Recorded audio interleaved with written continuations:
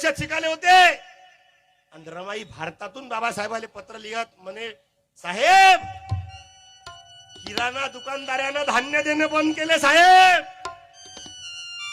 दूधवाल्यानं दूध देणं बंद केलं, धान्यवाला म्हणते पहिले पैसे आण, साहेब एक एक रुपया एक एक पैसे जोडून मी संसार चालून राहिली,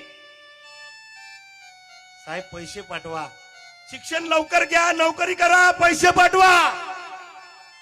बाबासाहेबांना पत्र वाचलं मावशी, ते बाबासाहेब ढसा ढसा रडले आणि बाबासाहेबांना लगेच पत्र रमाईले पाठवलं, रामू अगं तुझं पत्र मिळालं, तू घराचा संसार सांभाळते, एक एक पै वाचून मला शिक्षणासाठी मदत करते, पण रामू मी खरं सांगतो, मी जेवण सोडलं आणि दिवसभराचा माझा दिवस एका पावाच्या तुकड्यावर काढत आहे रामू.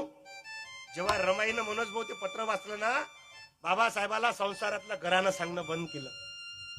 हा त्याग आहे मावशी रमाईचा. तेव्हा कुठं हा 9 कोटीचा संसार उभा केला.